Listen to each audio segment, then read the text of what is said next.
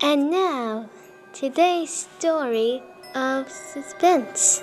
We call it The Whole Town is Sleeping. It starts. Tayshaun, Tyler, Santo, and Chris. Sit back, relax, and enjoy a story by Ray Bradbury.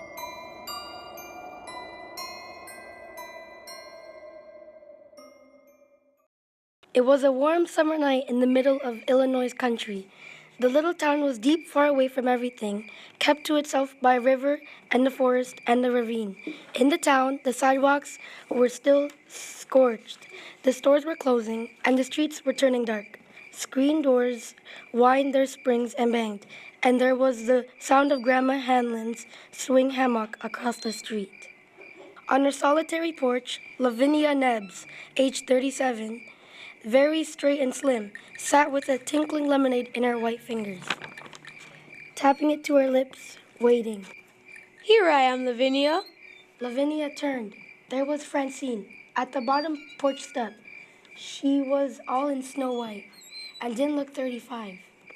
I won't be a minute, Francine. I'll just lock the door. All right. Oh, I do like your dress, dear. Why, thank you, dear. You look so well in that color. I'm afraid I can never wear it. It makes me look sallow. No, it doesn't. I'm sure not. Of course, I've always loved you in white. Ha ha ha. Evening, ladies. Good evening, Miss Hanlon. Good evening. Where are you ladies going? All dressed up so pretty. To the Majestic Theater, Miss Hanlon. Robert Minchon's playing it not as a stranger. Won't catch me out on a night like this. Not with the lonely one, strangeling woman. Lock myself in with my gun. That's what I'm gonna do. I wouldn't worry, Miss Hanlon. Oh, you wouldn't you? What about Eliza Ramsell? You think she's not worrying? Lock myself in with my gun? That's what you ladies should do. So silly old woman. Lavinia, you don't believe all that gossip about the lonely one, do you? A lot of silly old women who haven't got anything better to do than talk. Well, just the same, Hattie McDullis was killed a month ago and Roberta Ferry the month before. And now Eliza Ramsell disappearing? Eliza Ramsell walked off with a traveling man, I bet. But the other is strangled. Oh, Francine. They reached the edge of the ravine that cut the town in two, stood there. Behind them were the lighted houses. Ahead, deepness, moistness, fireflies, and dark. The ravine had to be crossed to reach the movies, deep and black as it cut into the hills. Then a creaking bridge to cross over the stream. Then 113 steps up the steep and brambled bank to the other side. The lady stood there, looking down. It won't be me coming back tonight, Lavinia. It will be you. I never walk there alone at night. Never.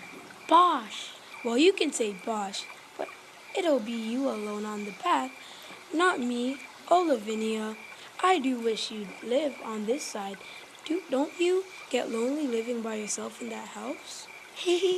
Old maids love to live alone. Come on, we'll take the shortcut. I'm afraid the ravine scares me. Oh, come on. Don't be silly.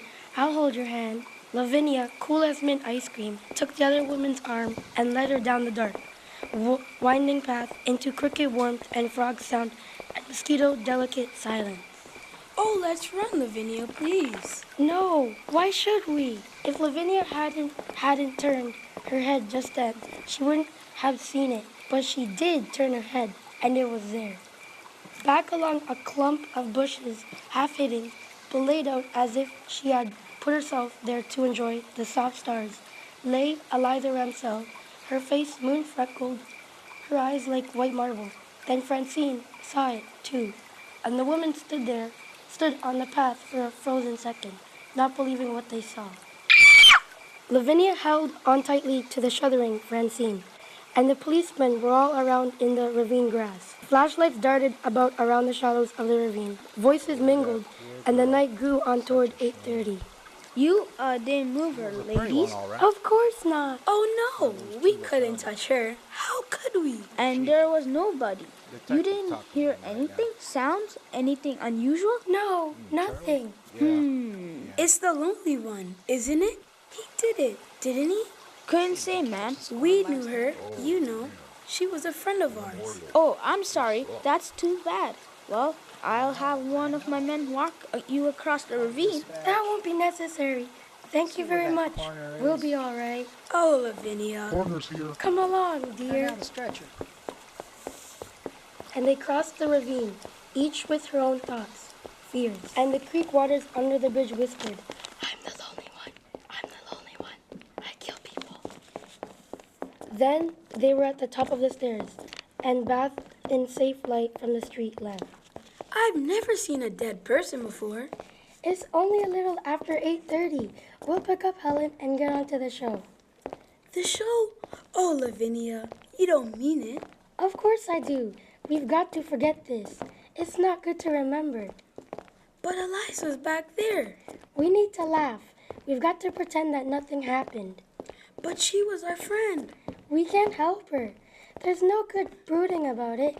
I'm going to get it out of my mind, and you should too. Now, if we hurry, we won't miss too much. I thought you'd never come. You're an hour late. Well, Helen. Someone found Eliza Ramsell dead in the ravine. Oh no, Eliza? Who found her? Oh, we don't know. Oh, how awful. Did you see her? Was it terrible? Let's not talk about it. Oh, I really think I should lock myself in my house. I don't think we better go tonight. Of course we will. It's the last showing today. Besides, the lonely one can't kill 3 ladies all at once. There's safety in numbers. Anyway, it's too soon. The murders come a month separated. Come along, Helen. Well, I'll get a sweater. You wait for me. Why didn't you tell her about us finding Eliza? Why upset her? Time enough tomorrow. I told you, tonight we've got to forget. We're going to the show and let's not talk about it anymore. Enough's enough. The ladies walked downtown and stopped at the drugstore, which was a few doors from the theater. Lavinia brought a quarter's worth of green mint shoes, and the druggist dropped the mints into a sack with a silver shovel. You look mighty cool, Miss Lavinia, when you were in. So cool and nice. Someone asked for you. Oh? Yeah, man sitting at the counter. He watched you walk out, and he said to me, "Who's that?" Just like that. Why, that's Lavinia Neds. Prettiest girl in town, I says. Beautiful, he says. Beautiful. Where she lives. You didn't. You didn't give him her address. I hope you didn't. Well, maybe I shouldn't have. I didn't give him the exact address. I said over on Park Street. You know, near the ravine. I'm sorry. What did he look like? Not much, I guess. Wore a dark suit. Pale, kinda thin. Probably a stranger passing through. I'm sorry, Miss Lavinia. Here, no charge for the peppermints. Don't be silly, Mr. Briggs. Here. Well, I know we're going to do that right now. We're going straight home. That man asking after you. You're next, Lavinia. You want to be dead in the ravine? It was just a man. That's all. It doesn't mean a thing. That's what I figured. Nothing to worry about. Nothing to worry about. I'm not going to miss the movie. You two can do what you want. I'm going. Well, I think we should all go home. She's right, Lavinia. No, she's not. Yes, she is. They argued for 5 minutes. Then the 3 of them went to the theater. Francine and Helen, reluctantly. Lavinia, head high, self-possessed, cool. In the auditorium, they sat in the odor of ancient brass polish, waiting for the second show to begin, and the lights began to fade. Lavinia, what? As we came in, a man in a dark suit followed us. He was thin. I think he had a pale face. He just came in and he's sitting behind us. What? Oh, Helen. What man? The man behind us. It's the one, Mr. Briggs. said was in the drugstore behind us now. Oh. I'm calling the manager. It's him. Oh, stop the movie! Stop it! Put on the lights. It's the murderer. The lonely one. He's here. Put on the lights. Lights! The drugstore clock said 11:25. They'd come out of the theater feeling new, and now they were laughing at Francine, and Francine was laughing at herself. You see how silly it was? All that riot for nothing. When you were running up the aisle screaming, "Lights!" Honestly, I thought I'd die. Oh, that poor man. The theater's manager's brother from Messine. Oh, Francine. Well, I did apologize. Now, you see what a panic can do? All for nothing. We shouldn't have stopped for sodas. Wasn't that a wonderful picture? Will you ever forget? The streets were midnight, clean and empty. Not a car or a truck or a person was in sight. The ladies walked under a flickering neon sign, buzzing like a dying insect. The sounds of their heels sharp on the baked pavement. First, we'll walk you home, Francine. Oh no, I'll walk you home. If you walked me home, you'd have to come back across the ravine alone. I know you. If a leaf even fell on you, you'd drop dead. Well, I could stay the night at your house. No, it's all settled. First, I'll take you home, and then Helen. Lavinia, Helen, stay here with me tonight. It's late. Mr. Murdoch has an extra room. No, thanks. I don't sleep well away from my own bed. Oh, please, Lavinia, please. I don't want you dead. Now, you've got to stop this. I mean it. I promise I'll call you the very minute I get home. Will you really? I promise. And Helen, you make her promise you to call. I will. Well, good night. Be careful. Now, I'll walk you home. The courthouse clock struck the hour, but the sounds went across a town that was empty, emptier than it had ever been before. Over empty streets and empty lots and empty lawns, the sound went. 10, 11, 12. I don't suppose it's any use asking you to stay with me, Lavinia. There's no reason for me to. You've acted so strangely tonight. I'm just not afraid, that's all. And I'm curious, I suppose. Of course, I'm using my head. I mean, logically, the lonely one can't be around. Not now, with the police discovering Eliza's body and all. Did you ever think that maybe your subconscious doesn't want you to live anymore? You and Francine, honestly, Helen. Well, I feel so guilty. I'll be drinking a cup of coffee just about the time we get to the ravine. And, oh, with that awful bridge in the dark. You will call us at the minute you get home, won't you? I won't sleep a wink if you don't. I'll call. Now, good night. Lavinia Nebbs walked down the midnight street, down the late summer silence. She saw the houses with their dark windows, and far away she heard a dog barking. She thought to herself, in 5 minutes, I'll be safe at home. In 5 minutes, I'll be phoning Francine and Helen. They're so silly, like old hens. Old. I'm older than either of them. She heard a man's voice humming away among the trees, and she walked a little faster. And then, coming down the street toward her in the dimming moonlight, was a man. Well, look what it is. What a time of night for you to be out, Miss Nebbs. Officer Kennedy! Oh, I'm so glad it's you. Something wrong, Miss Nebbs? No, nothing at all. I'm just glad it's you. You know, you shouldn't be out now. I know. I've been to the movies. It is late. Yeah. Come on. I better see you home. Oh, no. I can make it fine. Moon's going behind the trees. Be pretty dark. I'm not afraid of the dark, Mr. Kennedy. You sure? You'll be all right. Quite sure. Thank you.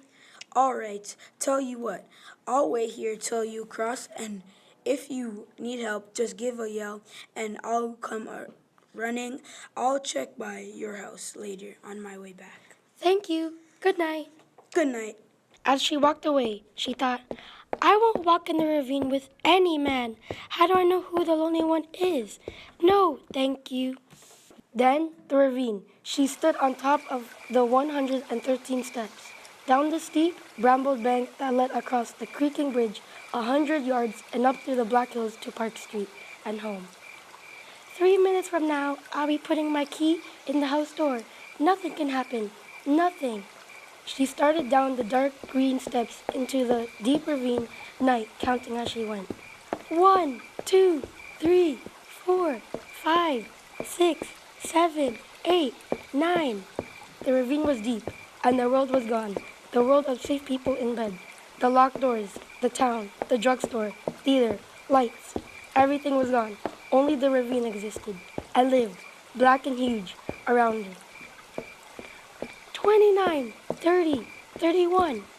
Nothing's happened, has it? No one around, is there? Remember that old ghost story you told each other when you were children about the dark man coming into your house and you upstairs in bed? And now he's at the first step coming up to your room. Now he's at the second step.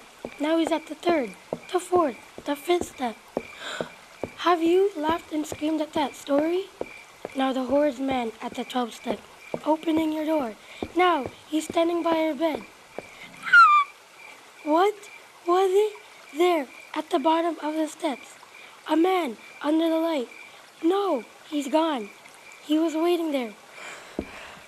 But it's nothing. It can't be. Nothing. Nothing on the bridge. Fool. That story I told myself. How silly. Shall I call Mr. Kennedy? Did he hear me scream? Or did I scream? Maybe I only thought I did. Then he didn't hear me at all. I'll go back up. Go to Helen's and sleep there tonight. No!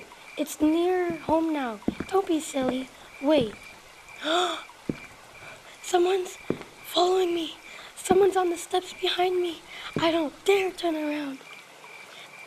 Every time I take a step, he takes one. Officer Kennedy, is that you? Is it? The crickets were suddenly still. The crickets were listening. The night was listening to her. Then there was a sound. Only a woodchuck, surely, beating a hollow log. But it was Lavinia Nebbs. It was most surely the heart of Lavinia Nebbs. She went down the steps faster. Faster! Run! She heard music, in a mad way, a silly way. She heard the surge of music that pounded at her, rushed, plunging her faster, faster, down, down into the pit of the ravine. Only a little way, across the bridge. Run! Run! Don't turn! Don't look! If you see him, you'll not be able to move. Just run! And across the bridge, up the path, between the hills, the top of the path, the street, and, even with the light, the fear swirled around her, closing in, pressing. If I get home safe, I'll never go out alone. I was a fool. Never again. If you let me get home from this, I'll never go out again alone. I promise. Please, please, let me. Please, give me the time to get inside and lock the door, and I'll be safe.